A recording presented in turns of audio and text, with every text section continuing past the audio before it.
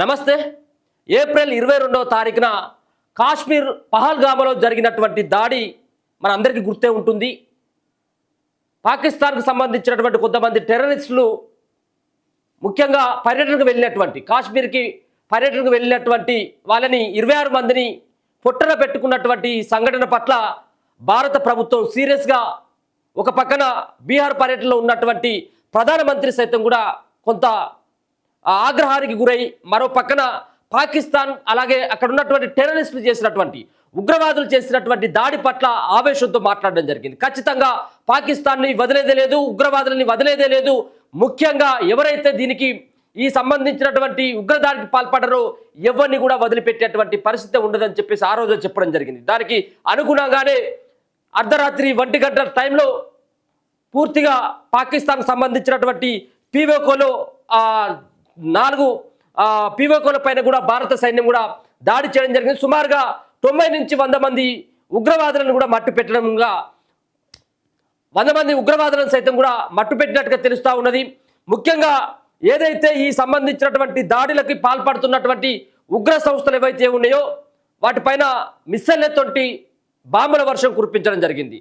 ఒక పక్కన భారత సైన్యం సంబరాలు చేసుకుంటుంది, అలాగే కాశ్మీర్ ప్రాంతంలో ఉన్నటువంటి వాళ్ళందరూ కూడా సంబరాల్లో మునిగిపోతా ఉన్నారు. భారత సైన్యం సైతం కూడా వాళ్ళందరూ కూడా సంతోషాన్ని వ్యక్తం చేస్తూ ఉన్నారు. ఆపరేషన్ సింధూర్ పేరు మీద చేపట్టినటువంటి ఏదైతే ఆపరేషన్ ఉందో దీన్ని పూర్తి స్థాయిలో సక్సెస్ చేయడం జరిగింది. ఇది రేపు ఇంకా ఈ సంబంధించినటువంటి దాడులని మనసులో పెట్టుకొని పాకిస్తాన్కు సంబంధించినటువంటి టెర్రరిస్టులు సైతం కూడా భారత సరిహద్దులో కాల్పులు జరిపేటువంటి అవకాశం ఉంటుందని చెప్పేసి మరోసారి హెచ్చరించినటువంటి సందర్భం కూడా కనబడతా ఉంది. పహల్గామ్ ఉగ్రదాడికి భారత్ కౌంటర్ అటాక్ చేసింది. ఉగ్రవాద స్థావరాలపై ఇండియన్ ఆర్మీ మెరుపు దాడులు కూడా చేసింది. పీఓకోలోని 9 ప్రాంతాల్లో భారత సైన్యం దాడులు చేసింది.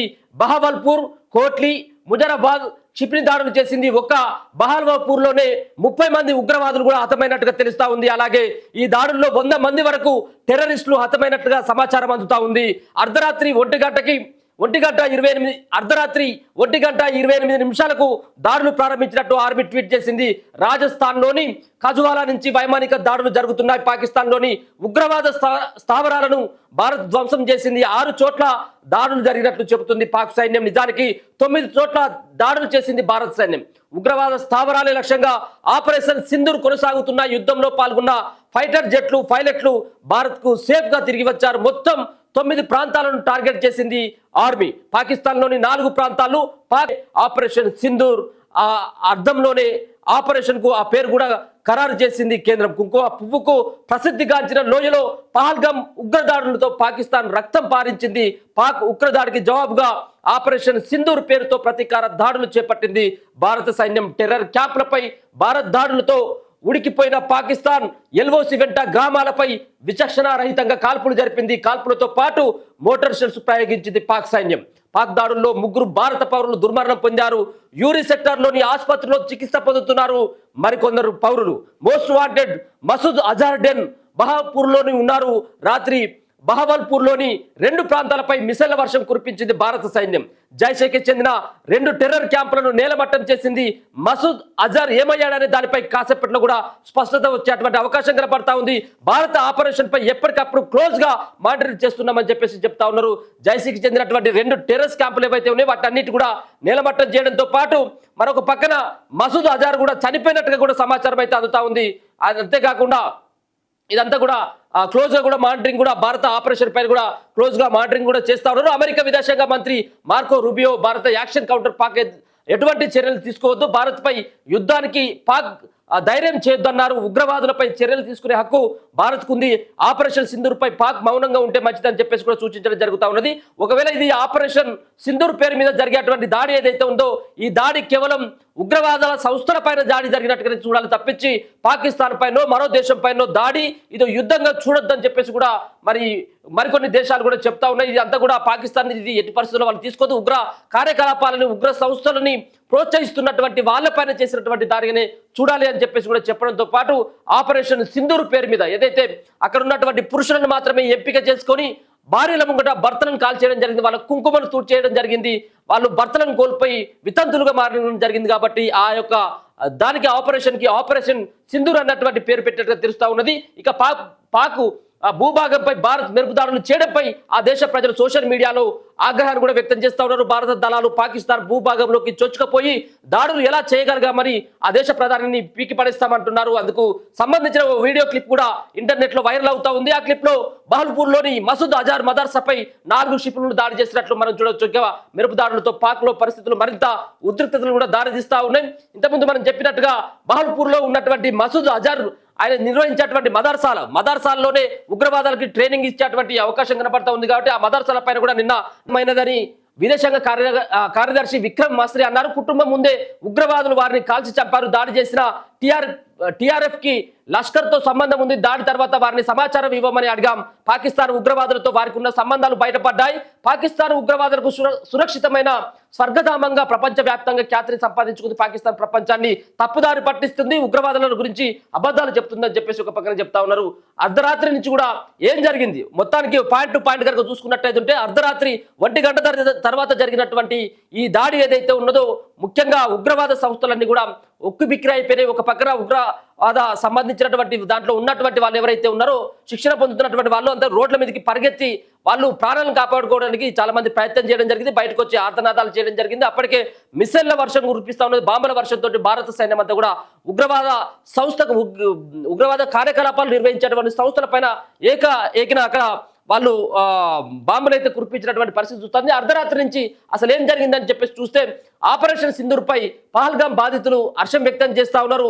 ప్రధాని నిర్ణయం, సైనికులు సాహసానికి గర్విస్తున్నామన్నారు. ఉగ్రవాదం పూర్తిగా తుడిచిపెట్టుకుపోవాలంటున్న పహల్గాం బాధితులు సైనికులకి ఆల్ ది బెస్ట్, ఉగ్రవాదంపై విజయం సాధించాలంటున్నారు పహల్గాం బాధితులు. ఇక భారత్ ప్రతీకార దాడులతో దేశం మొత్తం సంబరాలు చేసుకుంటున్నారు. భారతీయులు మరి పాకిస్తాన్ కు తగిన బుద్ధి చెప్పారంటూ నినాదాలు చేస్తున్నారు. టపాసులు బాణసంచ కాల్చుతూ సెలబ్రేట్ చేసుకుంటున్నారు ఇండియన్స్. ఆపరేషన్ సింధూర్ పై మిత్ర దేశాలకు భారత్ సమాచారం ఇచ్చింది. America, UK, Russia, Saudi, UAE సహా పలు దేశాల ప్రతినిధులతో మాట్లాడారు. ఉన్నతాధికారులు టెర్రర్ క్యాంపులపై దాడికి కారణాలను కూడా వివరించింది భారత్. పాక్ పై దాడుల తర్వాత జరిగిన పరిణామాలతో కాశ్మీర్లోని 3 జిల్లాల్లో విద్యా సంస్థలను మూసివేశారు అధికారులు. బారాముల్లా, కుప్వారా, గురేజ్ లో విద్యా సంస్థలు కూడా బంద్ చేసిండ్రు.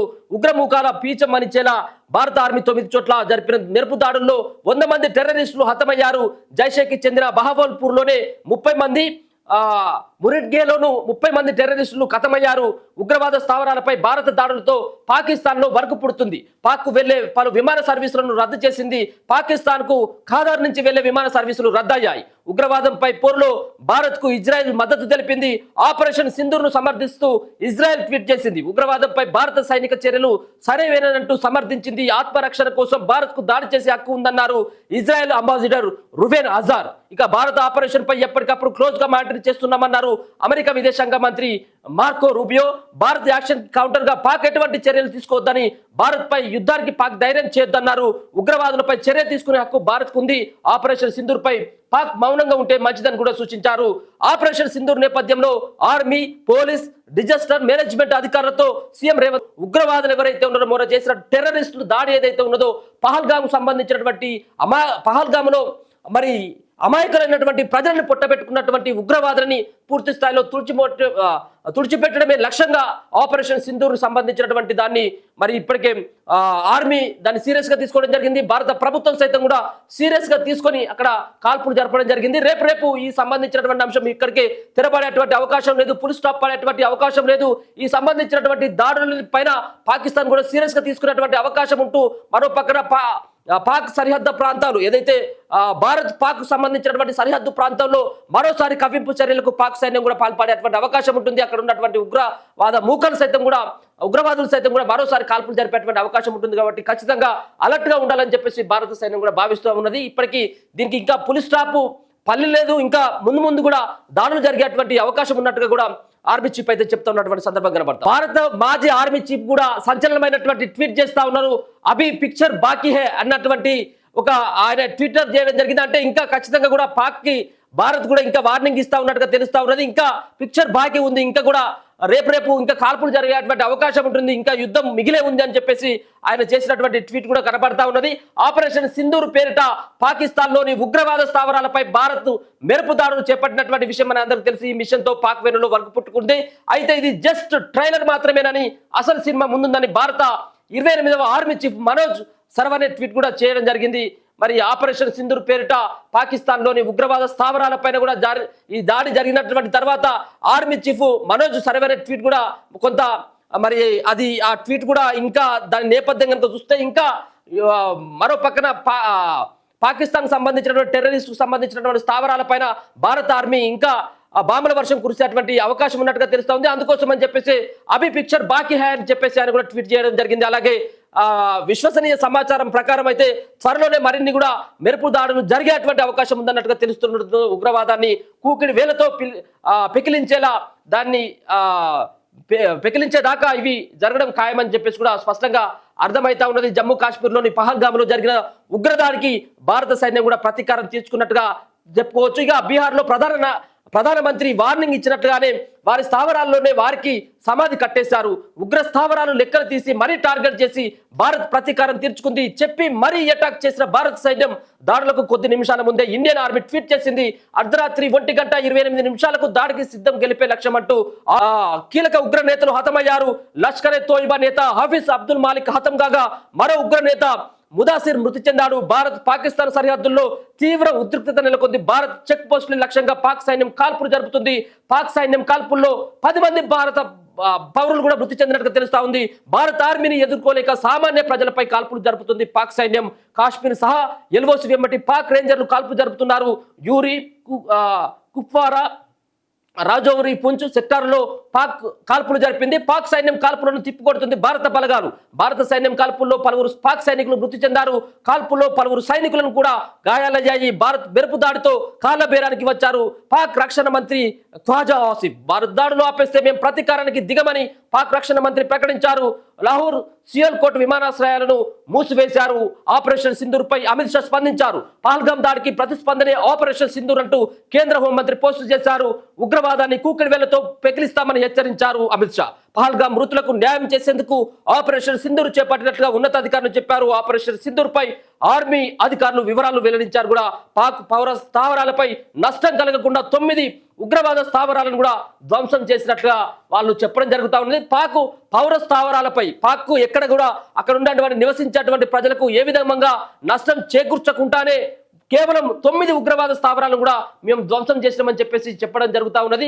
మరో పక్కన ఆపరేషన్ సంబంధించినటువంటి ఆర్మీ చీఫ్ కూడా ఒక పక్కన సూచిస్తా ఉన్నాడు. మరో పక్కన పాక్ సంబంధించినటువంటి ప్రభుత్వం సైతం కూడా తోక ముడిచింది. మరొక పక్కన భారత్ ఈ యొక్క సంబంధించినటువంటి ఆపరేషన్ ఆపాలని చెప్పేసి కూడా రిక్వెస్ట్ చేస్తూ ఉన్నది. చూద్దాం మరి ఈ సంబంధించినటువంటి ఇంకా యుద్ధంగా ఏమైనా ఉంటుందా, లేకపోయినట్టయితే ఇప్పటికేమైనా ఆపుతుందా. ఇప్పటికే 26 మందిని పొట్టన పెట్టుకున్నటువంటి వాళ్ళందరూ కూడా చనిపోయినట్టుగా ఏమైనా ధృవీకరిస్తారు లేదనేది కూడా ఇప్పుడు మనం చూడాల్సినటువంటి పరిస్థితి అయితే కనపడతా ఉంది. మొత్తానికైతే మాత్రం పహల్గాం దాడిలో ప్రతీకార చర్యలకు భారత సైన్యం అయితే మాత్రం ప్రతీకారం అయితే తీర్చుకున్నట్టుగానే ఈ సంబంధించినటువంటి నిన్న జరిగినటువంటి ఆపరేషన్ సింధూర్ ద్వారా తెలుస్తా ఉంది.